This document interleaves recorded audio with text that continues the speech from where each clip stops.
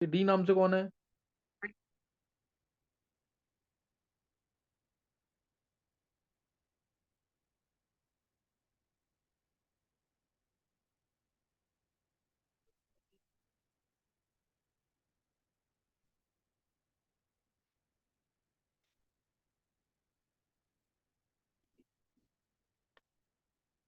Aditya, yes sir. कर ले तू भी।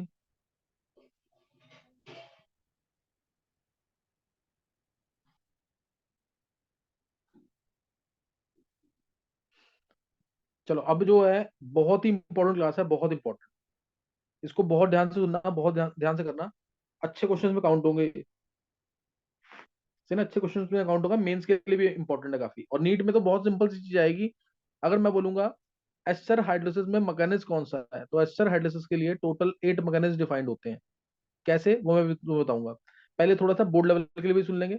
यहाँ पे क्या चीज है, देखो यहाँ पे मैं पढ़ा रहा हूँ तुम्हें hydrolysis of ester.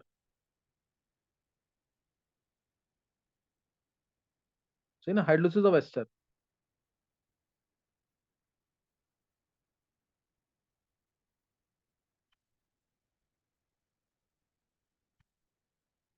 Hydrolysis of ester, कोई भी एस्टर है, मान लो ये RCOR डैश। इसका जो हाइड्रोलिसिस है दोनों मीडियम में पॉसिबल है, चाहे वो मीडियम एसिडिक हो या मीडियम बेसिक हो। एसिडिक मीडियम में H+ आएगा, बेसिक मीडियम में OH- आएगा। एसिडिक मीडियम में जो हाइड्रोलिसिस है, चलो तुम आंसर देख के बताना कि किसमें किसमें रिवर्सिबल होगा, किसमें इरिवर्सिबल होगा। बहुत इंपॉर्टेंट है, ध्यान रखना इस चीज का।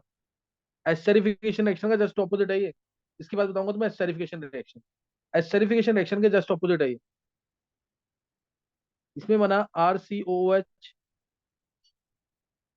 Plus R-OH। RCOH plus R-OH, और उससे नेक्स्ट में भी सेम बनेगा, लेकिन मीडियम बेसिक है तो एसिड तो एग्जिस्ट नहीं कर पाएगा। RCOO- plus R-OH। क्या क्लियर है? Yes sir. अब इसमें बताओ, तुम बताओगे कि कौन सा मैकेनिज्म रिवर्सिबल है और कौन सा मैकेनिज्म इरिवर्सिबल है। ये बोर्ड का एक इंपॉर्टेंट क्वेश्चन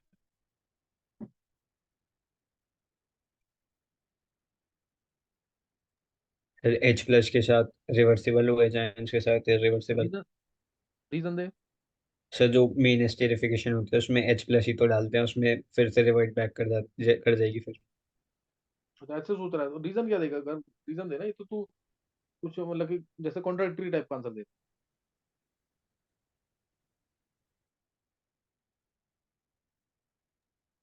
नहीं। सर एक सेकंड, फिर प्रोडक्ट देख, दूसरा ये सोच रहा हूँ। प्रोडक्ट देख, प्रोडक्ट चेक कर, प्रोडक्ट दोनों में क्या बन रहा है, क्या डिफरेंस आ रहा है। उसी वजह से तो बोल रहा हूँ। सर फिर इसमें अनायन बन रहा है, फिर इसमें H2O बाहर ही नहीं हो सकता। नहीं ऐसे नहीं, और सोच, प्रोडक्ट की स्टेबिलिटी चेक कर।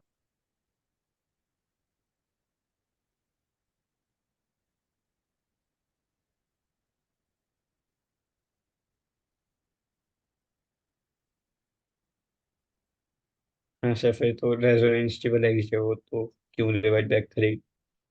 हाँ, देखो सर, बहुत सिंपल सी बात है। यहाँ बना एसिड, यहाँ बना उसका आयन। एक रीजन तुम बोल सकते हो कि ion is more stable then acid. है क्लियर कि नहीं ये? तो इससे रिएक्शन रिवर्सिबल होगी, और एसिड हाइड्रोलिसिस क्या होगा, रिवर्सिबल। क्या क्लियर है ये? यस। तो एक क्वेश्चन ये जो पेपर में आएगा क्वेश्चन, बोर्ड में आया हुआ क्वेश्चन ये, acid hydrolysis of esters is reversible but alkaline hydrolysis is irreversible. Acid hydrolysis is reversible but alkaline hydrolysis is irreversible. ये क्वेश्चन आया हुआ पेपर में। और एसिड हाइड्रोलिसिस जनरली जो होता है वो फर्स्ट ऑर्डर का होता है, और अल्काइल हाइड्रोलिसिस होता है सेकंड ऑर्डर का। ये भी याद रख लेना। अब एसिड हाइड्रोलिसिस रिवर्सिबल क्यों है, अगर ये क्वेश्चन आता है तो तुम पहले ये वाली रिएक्शन दिखाओगे, ये रिएक्शन दिखाओगे पूरी।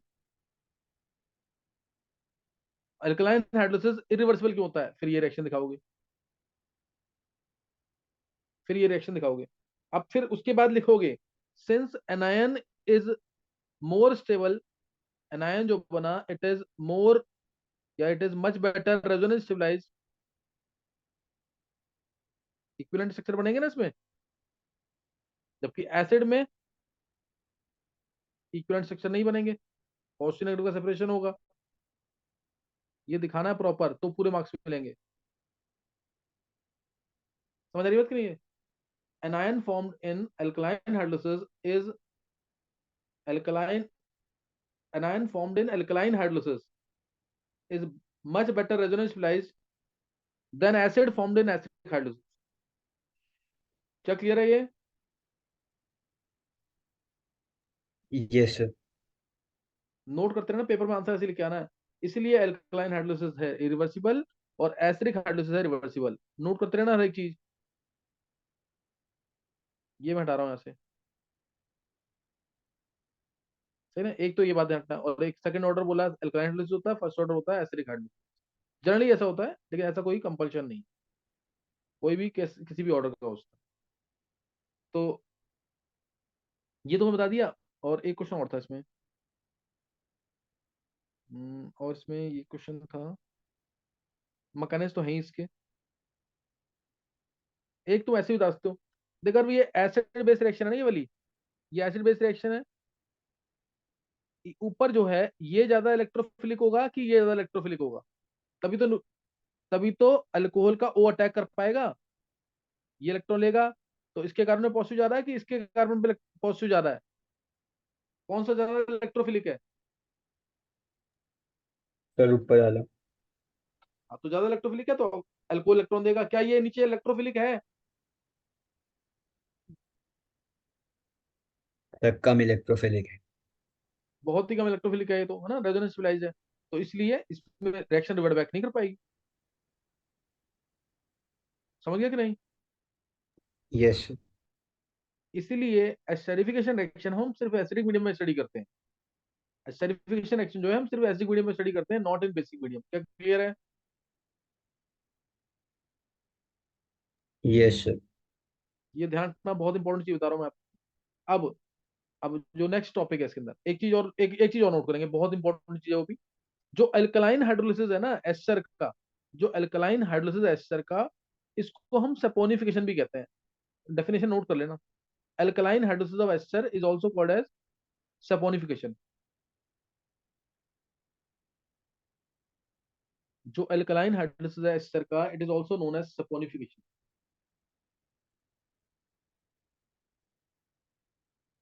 लिख लिया? यस। है ना, alkaline hydrolysis of ester is also called as saponification. Saponification reaction है, ऐसे याद रख सकते हो कि ये सोप होता, सोप है ना, ये सोप ही तो है ये। सोप की मैन्युफैक्चरिंग में यूज हो रहा है ना, इसलिए सपोनिफिकेशन कहते हैं। सोप की मैन्युफैक्चरिंग हो रही है अल्कलाइन हाइड्रोलिसिस से। RCONA सोप की फॉर्म तो है। याद आ गया कि नहीं? ये C15H31CONA, sodium palmitate. C17H35CONA, sodium stearate. C17H33CONA, sodium oleate. याद आ गया कि नहीं ये? Yes sir. C15, 15 से पाल्मिटेट, 17 से स्टीरेट। याद करवाया था क्लास में ये। चलो ये मैं बता चुका हूँ, हटा रहा हूँ मैं इसको। अब इनके मैकेनिज्म देखो, बहुत ही इंपॉर्टेंट चीज बताऊंगा अब यहाँ पे। जैसे अब गर्त को याद है किसके कितने मैकेनिज्म डिफाइंड है टोटल, और क्या नाम थे उनके? सर ये तो नाम तो नहीं है भी, मैकेनिज्म आपने बताया 8 है। तो इनके नाम देखेंगे एक बार। देखेंगे ऑब्जेक्टिव में, मेडिकल के ऑब्जेक्टिव में तो सिर्फ नाम पूछे हुए हैं, इसके नाम क्या होंगे। देखो इसके अंदर एक तो होता है यहाँ से क्लीवेज, जो जो प्रोडक्ट मिला है। अभी तो मैंने यहाँ पे O18 जैसे मार्क नहीं किया, यहाँ पे मैं O18 लिख दूँ, O18 लिख दूँ, तो वो O किसके पास गया? अल्कोहल के पास गया कि एसिड के पास? सेम ऐसे इधर अल्कोहल के पास गया कि आयन के पास? तो इसलिए इसके मैकेनिज्म जो डिफाइंड है, क्लीवेज यहां से हुआ, एसाइल का हुआ या एल्काइल का हुआ। ये एसाइल पार्ट है, एसाइल पार्ट है जिसको डिनोट करेंगे AC से। ये एल्काइल पार्ट है जिसको डिनोट करेंगे AL से। क्या पहली बात समझ आ गई कि नहीं? एसाइल ऑक्सीजन क्लीवेज हुआ कि एल्काइल ऑक्सीजन क्लीवेज हुआ? एसाइल ऑक्सीजन क्लीवेज हो रहा है या एल्काइल ऑक्सीजन क्लीवेज हो रहा है? पहली बात समझ आ गई होगी तुम्हें। समझ गए कि नहीं है? Yes sir. एक, अब रिएक्शन यूनिमोलिकुलर है कि बाइमोलिकुलर है? रिएक्शन यूनिमोलिकुलर है, या यानी एसी जो एसाइल ऑक्सीजन बाइमोलिकुलर है, या यूनिमोलिकुलर वन और टू, एल्काइल ऑक्सीजन वन और टू। आ रहा है समझ कि नहीं?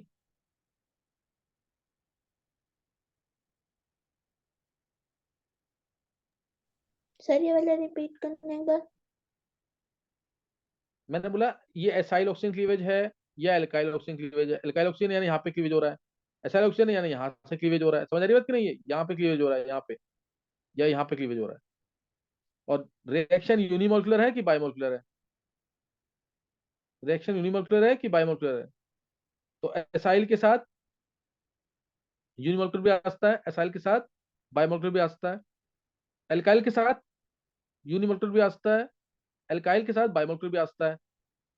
क्या चार चीज समझ आ रही है कि नहीं है?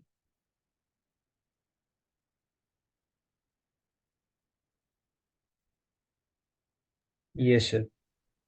तो इसलिए अब मान लो, अब दोनों में ये वाली बातें भी तो होती है कि एसिड कैटलाइज्ड है कि बेस कैटलाइज्ड है। तो टोटल कितने मैकेनिज्म डिफाइंड हुए? चार बेस कैटलाइज के लिए और चार एसिड कैटलाइज के लिए। क्या समझ आ गई बात कि नहीं है? Yes sir. जैसे मैंने लिखा, base catalysed bimolecular acyl oxygen cleavage, ये इसका मीनिंग है। ये ऑब्जेक्टिव में नीट के अंदर सिर्फ मीनिंग पूछा हुआ है इसका। BAC2, बैक टू, मान लो बैक टू या बैक टू कैसे भी कह लो, शॉर्ट फॉर्म में याद करने के लिए। बैक टू लिखा अगर मैंने, बैक टू, तो इसका मतलब क्या है? Base catalysed bimolecular acyl oxygen cleavage. क्या समझ आया?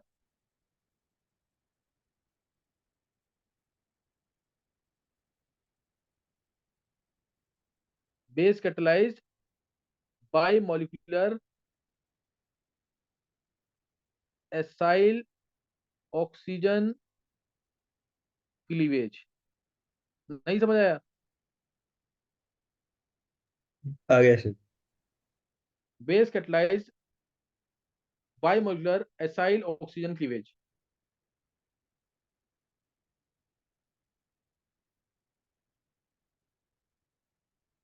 दूसरा मैं लिखूंगा ऐसे ही, अगर मैंने लिख दिया BAC1, गर्भ के अलावा कौन बोलेगा?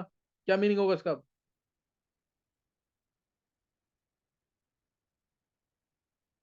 नहीं बोला किसी को भी? आदित्य बोल, क्या मीनिंग होगा इसका? Sir base sir base catalysed unimolecular acyl oxygen cleavage. हाँ, क्लियर हो गया सबको कि नहीं? और तीसरा, अब अल्काइल ऑक्सीजन का क्लीवेज हो रहा है, यानी इसका, इस वाले बॉन्ड का, सही ना, ये R' O बॉन्ड का क्लीवेज हो रहा है, R' O बॉन्ड का क्लीवेज हो रहा है। तो उसमें भी दो पॉसिबिलिटीज, एक तो क्या आ जाएगा, BAL2। बोल आदित्य, इसका मीनिंग क्या होगा? Sir base catalyse alkyl bimolecular alkyl oxygen cleavage. बहुत अच्छे। लास्ट में भी बोल दे एक बार, BAL1। Sir base catalysed unimolecular alkyl oxygen cleavage. बिल्कुल सही है, लास्ट वाला भी, base catalyse unimolecular alkyl oxygen cleavage. तो तुम्हें इसका मीनिंग समझ आ गया होगा। चारों बहुत इंपॉर्टेंट है, ऐसी चार मैंने ये बता दिए, चार ये बता दिए। और चार कैसे होंगे? चार और कौन से होंगे? फिर वो एसिड कैटेलाइज वाले बाकी। हाँ, एसिड कैटलाइज। बी की जगह ए आ जाएगा, कर लोगे नहीं उसे? AAC2, मैं लिख देता हूँ एक बार, AAC2, AAC1, AAL2, AAL1। मैं शॉर्ट में बोलूंगा, बैक टू, बैक वन, बाल टू, बाल वन। इसमें एक या आक कुछ भी बोल सकते हो। Ac two, ac one, al two, al one. क्या याद रहेगा ये मीनिंग? बताना दिया, तुम बोलो एक बार, इसका मीनिंग क्या होगा? सर किसका? ये सर्कल किया मैंने अभी। Sir acid catalysed unimolecular acyl acyl हाँ ऑक्सीजन बिल्कुल सही है। क्लीवेज। समझ आ गया कि नहीं है? नाम पता हो गया ना इस बार, दिया तो 10th में, इसको नाम भी पता लग रहे हैं तो बहुत बड़ी बात है। ये 8 मैकेनिज्म डिफाइंड है हाइड्रोलिसिस ऑफ एस्टर के लिए। ऐसे ही एस्टरिफिकेशन रिएक्शन के लिए, यानी ये रिएक्शन जब उल्टा जाएगी तो उसके लिए कितने मैकेनिज्म डिफाइंड होंगे एस्टरिफिकेशन के लिए? कितने मैकेनिज्म डिफाइंड होंगे? बोल गर्व। सर 4। 4 होंगे, क्योंकि उसमें तो सिर्फ एसिड कैटालाइज्ड ही होगा, तो उसमें 4 मैकेनिज्म डिफाइंड होंगे। समझ आ रही बात कि नहीं है? स्कूल में 12th क्लास के सिलेबस में भी है मैकेनिज्म उसका, लेकिन सिर्फ एक ही, उसमें कोई नाम नहीं है कि तुम ये बैक टू बैक वन, बाल बाल टू बाल वन, या एक्ट टू एक्ट वन, और ऑल टू ऑल वन, ये करोगे। उसमें से कोई मैकेनिज्म डिफाइन नहीं है किसी के लिए भी। बस तुम्हें एक सिंपल सा मैकेनिज्म करना है स्कूल लेवल के लिए। अदरवाइज क्वेश्चंस आएंगे, मैं तुम्हें बताऊंगा कि कौन सा मैकेनिज्म कहाँ पे लगेगा, कौन सा मैकेनिज्म कहाँ से लगेगा, कहाँ पे लगेगा। याद अभी एक एक दो चीजें याद करा रहा हूँ, फिर आगे करते हैं इसमें। देखो सारे मैकेनिज्म करने हैं तुम्हें, इसके सारे मैकेनिज्म, ये 8 मैकेनिज्म है ना, ये सारे करने हैं। अब इसमें ये वाला डिफाइंड नहीं है, ध्यान देना। इसमें ये वाला मैकेनिज्म जो है वो डिफाइंड नहीं है, ये मैकेनिज्म डिफाइंड नहीं है। बैक वन डिफाइंड नहीं है। अब बैक वन का जस्ट उल्टा क्या बोलोगे? बैक वन का उल्टा क्या बनोगे? बोलकर क्या बोलेगा जो एसिड वाले में डिफाइंड नहीं होगा? AaCO। ए सी, उल्टा उल्टा। बेस का एसिड हो गया, एसाइल का एल्काइल नहीं बोलेगा, हाँ सर। और यूनिमोलकुलर का बाइमोलकुलर बोलेगा, तो इसका ये याद कर लेगा पहले इसको। इन दोनों के डिफाइन नहीं है। ये दोनों हाइपोथेटिकल है, रीजन भी है इसका कि क्यों डिफाइंड नहीं है, रीजन भी है इसका, लेकिन अभी याद कर ले इसको। वहां पे मैं अभी याद कराऊंगा ना, तो याद करके ही करियो। मैकेनिज्म कहीं नहीं पूछे, लेकिन एक बार मैं जल्दी से बताऊंगा जरूर। 8 मैकेनिज्म है, 8 में से 6 डिफाइंड है। नोट कर लिया? मतलब 6 के लिए पूरा एक्सपेरिमेंटल प्रूफ है, बाकी 2 के लिए कोई प्रूफ नहीं है। मतलब कोई कंपाउंड ऐसा नहीं मिला है जो ये मैकेनिज्म शो कर रहा हो। क्या नोट कर लिया यहाँ तक पूरा ढंग से? Yes sir. चलो अब नोट करना आगे। मैकेनिज्म इसका जल्दी से नोट करना है बिल्कुल, कि आज इस क्लास में हो जाए, ये बहुत ही इंपॉर्टेंट चीज है। अब जैसे लिखा मैंने, कोई भी रिएक्शन रिएक्शन भी ले ली, सपोज ये रिएक्शन ले ली, R C bond O, O R dash, O लिया 18 वाला, ओ लिया 18 वाला, H2O डाला इसके अंदर, H2O डाला इसके अंदर। बेसिक मीडियम में कर रहे हैं मैकेनिज्म अभी। ओ चांस तो मिलेगा R C double bond O, O negative, plus R dash O H, plus R dash O H. तो ध्यान देंगे इसमें क्या आंसर आता है, सही ना? ध्यान देंगे इसमें आंसर क्या आता है। पहले मैं मैकेनिज्म लिख रहा हूँ, बैक टू, BaC2। देखो base catalyse acyl oxygen cleavage bimolecular, base catalyse acyl oxygen cleavage bimolecular, ये मैकेनिज्म है ना। तो बेस कैटलाइज होना चाहिए, बेस कैटलाइज होना चाहिए, यानी, और बाइमोलकुलर है तो दोनों एक साथ डालेंगे। बाइमोलकुलर है तो ओ एच आयंस साथ में डालोगे कि नहीं? ये क्या समझ आया? पहला स्टेप यस सर। यही, यहाँ पे रिवर्सिबल तो स्टेप है ही, यहाँ पे आरडीएस होता है, यहाँ पे ओ चांस डलते हैं, आरडीएस है ये, प्रीडिटरमाइनिंग स्टेप है। क्या होगा? क्या होगा इसके अंदर? ओ इलेक्ट्रॉन लेके जाएगा, ये O18 वाला है, ध्यान रखना। ओ इलेक्ट्रॉन लेके जाएगा, ओ पे नेगेटिव, ओ आर डैश आएगा, ये आ गया ओ चांस। क्या ये टेट्राहेड्रल इंटरमीडिएट स्टेबल है कि अनस्टेबल है?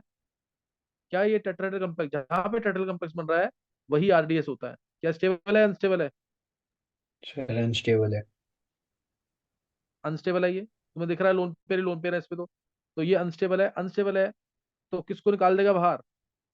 ये इलेक्ट्रॉन का इधर, ओ आर डैश बाहर होगा कि नहीं?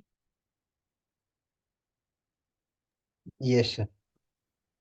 तो ओ आर डैश जब बाहर हो गया तो ये आ गया RCOOH, RCOOH, और ओ आर डैश में 18 था, तो R डैश O नेगेटिव अलग हुआ कि नहीं?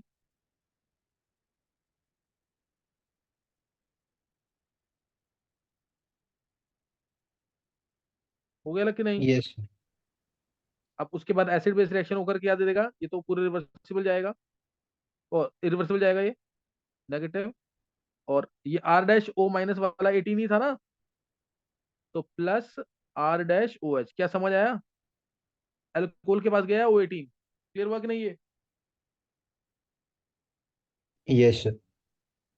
और डायरेक्ट आंसर के लिए तुम्हें पता ही है, डायरेक्ट आंसर के लिए डायरेक्ट वाला जरूर याद रखना, डायरेक्ट वाला पूछा है, यहाँ से क्लीवेज किया, आर डैश ओ नेगेटिव कहाँ जाएगा? एल्कोहल के पास। क्या समझ आ गया? Yes sir. डायरेक्ट आंसर के लिए जरूर ध्यान रखना। आरडीएस तुम्हें समझ आ गया होगा, ये तुम्हें कोई दिक्कत नहीं आएगी मैकेनिक्स के अंदर। अब मैंने बैक टू यहाँ पे मैकेनिक्स बता दिया, बैक टू वाला मैकेनिक्स बता दिया है। सेकंड करेंगे इसी में ही बैक टू के बाद करेंगे बैक वन। बैक वन, इसमें देखो R C O R dash है, R C O R dash है, तो इसमें ओ चांस तो नहीं आएंगे स्टार्टिंग में ही, क्योंकि इसमें एक ही मॉलिक्यूल होगा स्लो स्टेप में कि नहीं? यूनिमोलकुलर है ना ये, यूनिमोलकुलर है कि नहीं? तो अकेला एस्टर ही तो आएगा, आएगा कि नहीं?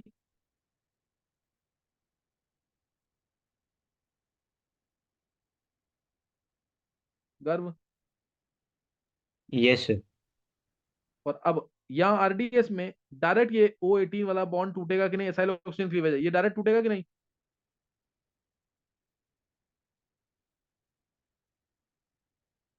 Plus R dash O negative 18 वाला। नहीं समझ आया? Yes sir. और अब ओ चांस इस पे अटैक कर देंगे, और आंसर आ जाएगा R C double bond O O H, साथ में आर डैश ओ नेगेटिव 18 वाला। ये आएगा कि नहीं? Yes sir. R dash O H, R C double bond O negative, ये 18 वाला। क्या समझ आया मैकेनिज्म? दोनों का आंसर सेम है, दोनों का आंसर सेम है, समझ आया कि नहीं ये? Yes sir. अब ये वाला मैकेनिज्म क्यों डिफाइंड नहीं था, या क्यों डिफाइंड नहीं है ये? सर ऐसे एस्टर कार्बोकेटायन ब्रेक अच्छा नहीं नहीं होता है। होगा क्योंकि वो रेजोनेंस स्टेबलाइज है। ये यहाँ पे sp2 कार्बन से क्या ये CO बॉन्ड का क्लीवेज होता है? रेजोनेंस स्टेबलाइजर ये O के साथ अपने आप ही हो पाएगा क्लीवेज क्या? No sir. तो इसलिए क्या हो जाएगा? Hypothetical mechanism, not defined. समझ आया कि नहीं? इमेजिनरी मैकेनिज्म है, इसके लिए कोई भी कंपाउंड नहीं मिला अभी तक जो ये मैकेनिज्म शो कर सके। क्या क्लियर हो गया ये? Yes sir. नेक्स्ट मैकेनिज्म बहुत इजी है, ध्यान रखना, बहुत इजी है, कोई टफ नहीं है इसके अंदर। Base catalyse alkyl oxygen cleavage unimolecular. Unimolecular तो क्या होगा फिर? O18 ले लिया मैंने, ये यहाँ पे आर डैश, कौन से बॉन्ड का क्लीवेज होगा?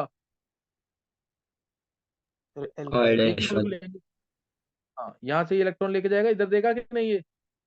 तो R C double bond O negative 18 वाला, प्लस आर डैश पॉजिटिव। क्या समझ आ रहा है?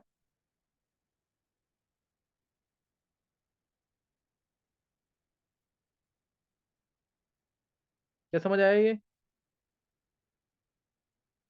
Yes sir. अब इस पे ओ चांस जब आएंगे, कार्बोकेटाइन पे ओ चांस अबव से और बिलो से दोनों जगह से अटैक कर सकते हैं कि नहीं? Yes sir. तो आंसर क्या आएगा? आर डैश ओ एच, और एक क्या आएगा? एक क्या आ जाएगा? आर डैश, गलत लिख दिया,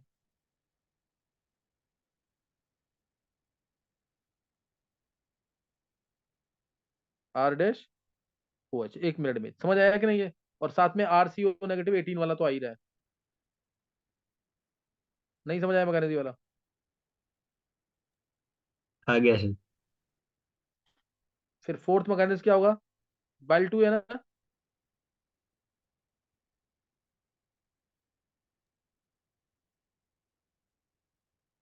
अब इसमें ओ चांस आएंगे फर्स्ट स्टेप में ही कि नहीं?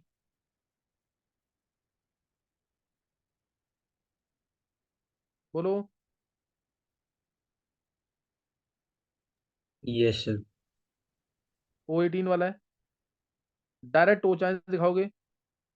ओ चांस फर्स्ट स्टेप में ही आरडीएस होगा, एक ही स्टेप होगा ना इसमें?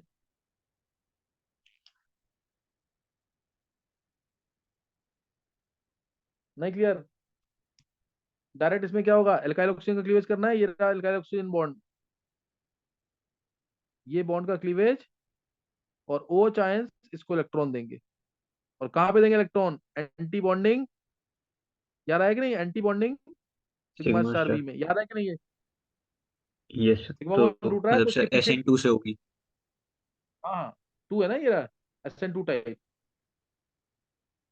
R सी बॉन्ड O नेगेटिव 18 वाला प्लस R-OH, क्या समझ आया? Yes sir. चार मैकेनिज्म मुश्किल लग रहे हैं घर मैकेनिज्म? No sir. इसमें सब मैकेनिज्म इजी है, बहुत ध्यान रखना। अगर मैं बाइमोलिकुलर बोल रहा हूँ तो O चांस साथ में ही आएंगे पहले स्टेप में ही। अगर मैं यूनिमोलिकुलर बोल रहा हूँ जैसे ये, तो O चांस बाद में आएंगे। बस यही तो करना है। तुम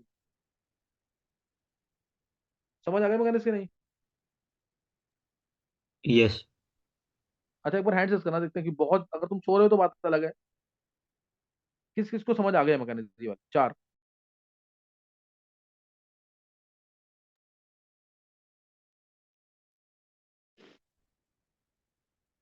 देखो किस किस को समझ आया? गर्व को समझ आ गया, प्रियंका को, दिया को, आदित्य को, सौम्या को, आरशी को, मानसी, काजल, तान्या, हितेश, हेमांग, कशिश। चलो कुछ बच्चों को नहीं समझ आया। कीर्ति समझ नहीं आ रहा है?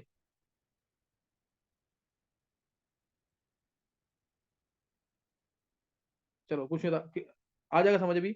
जो मैं बताऊंगा बाद में शॉर्टकट वो जरूर कर लेना। ये अगर कहूंगा कि 10% इंपॉर्टेंट है ना, तो वो 90% इंपॉर्टेंट हो। सही ना? इतना डिफरेंस आ जाएगा। अब अगर अब इन चारों मैकेनिज्म का मैं ऑर्डर पूछूं, रेट का ऑर्डर क्या आएगा? बता सकते हो रेट का ऑर्डर क्या आएगा इसका?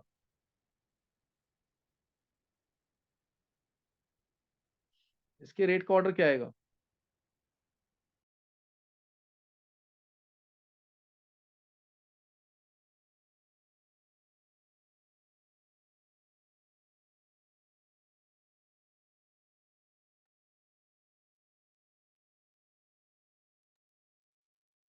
इसके सर रेट का बी ऑर्डर ए सी क्या आएगा? टू BaL1 और BaL2। नहीं नहीं नहीं, आंसर इसका ये है, याद रखना, बहुत इंपॉर्टेंट चीज लिख रहा हूं यहाँ पे मैं। BaL1 सबसे फास्ट। BaL1 क्यों फास्ट है? देखो, BaC1 तो हो ही नहीं रहा, उसको तो छोड़ ही दोगे। समझ गए कि नहीं? इस पे तो क्रॉस कर देना। सर BaL1 इसमें ये क्यों फास्ट है? SN1 की तरह हो गया ना। बहुत अच्छे, बिल्कुल सही है। अगर ये SN1 टाइप है, और SN1 तुम्हें ध्यान है, मैंने पहले करा रखा है तुम्हें कि SN1 is faster than SN2। SN1 में तो बिना किसी सपोर्ट के लिविंग ग्रुप बाहर निकल रहा था RDS के अंदर, और SN2 में with the support of nucleophile leaving group is being remove RDS के अंदर। इसलिए similar to SN1 BaL1 will be faster. अब उसके बाद बचा क्या? BaC2। BaC2 बचा और BaL2। BaC2 और BaL2 में से कौन सा फास्टर होगा? BaC2 और BaL2 में से BaL1 सबसे फास्ट है विदाउट एनी डाउट। देखो, BaC2 और BaL2 में से, BaC2 और BaL2 में BaL2। से चेक करो इसको, चेक करो इसको। सर AL2 होगा। इसके बाद है BaC2। देख कर RDS में चेक कर इसके, फिर BaL2। इसके RDS में एक बार चेक कर। इसके RDS में जब इसमें बॉन्ड टूट रहा है तो कौन सा बॉन्ड टूट रहा है? Pi bond. इसके RDS में देख एक बार, BaC2 के। Yes sir. और इसके RDS में कौन सा बॉन्ड टूट रहा है? सिग्मा। तो बस इसीलिए यही रीजन है इसका। समझ आ गया कि नहीं? Yes sir. तो ये याद रख लेना। और बी ए एल वन यानी ये कब फास्ट हो? BaL1 सबसे फास्ट है ना, ये फास्ट है। और ये कब अप्लाई होगा? तेरे को दिख रहा है कि ये वाला पार्ट बहुत स्टेबल होना चाहिए।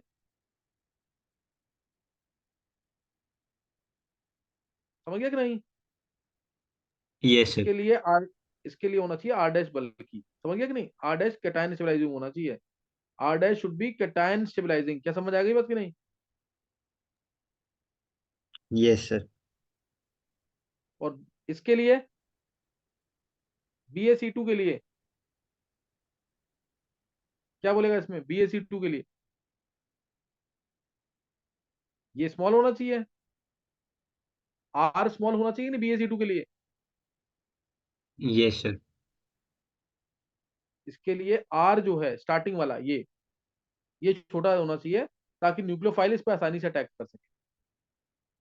BaC2 के लिए बात कर रहा हूं मैं, R होना चाहिए स्मॉल। और BaL2 के लिए R होना चाहिए बल्कि, ताकि न्यूक्लियोफाइल उधर अटैक ना करे। एक आर आर लिखना है इसको, R होना चाहिए बल्कि, R बल्कि होना चाहिए। कैटायन स्टेबलाइजिंग वाला R' भी नहीं होना चाहिए। अगर ये नहीं लग रहा है तो ये लगेगा, और ये भी नहीं लग रहा है तो ये लगेगा। सीक्वेंस में चेक करते हैं हमेशा। बस तुम्हें सिंपल देखना है, अगर ये एल्काइल R' स्टेबल है, R' स्टेबल है तो Bl1 लगा देना, R' स्टेबल है तो Bl1 लगा देना। ये स्टेबल नहीं है और ये स्मॉल है, ये स्मॉल है तो BaC2 लगा देना। दोनों फैक्टर काम नहीं कर रहे हैं तो BaL2। क्या समझ आ गई बात की नहीं? Yes sir. ऐसे ही एसिड वाले में AaL1 आएगा, फिर AaC2 आएगा, और फिर क्या आएगा? कौन सा था?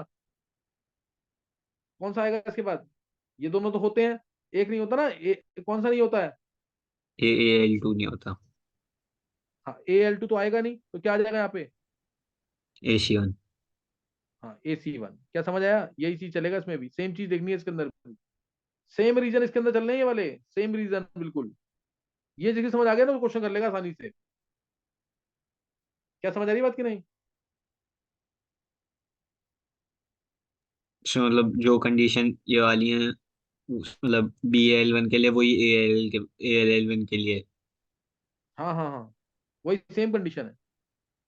मतलब बहुत इजी तरीके से बताया। अगर इससे आसान तरीके से किसी बुक में भी नहीं मिलेगा। अच्छी बुक्स पढ़ेगा ना, वैसे नॉर्मली तो मिलेगा नहीं किसी बुक में, अच्छी बुक्स में नहीं मिलेगा ये इतना आसानी से बताया। क्वेश्चन हो जाएंगे इससे अगर ये रट दोगे तुम। पहले हमेशा बाल वन होगा, फिर बैक टू होगा, बाल वन फिर बैक टू। इसमें भी ऑल वन फिर एक्ट टू, यही दोनों होंगे।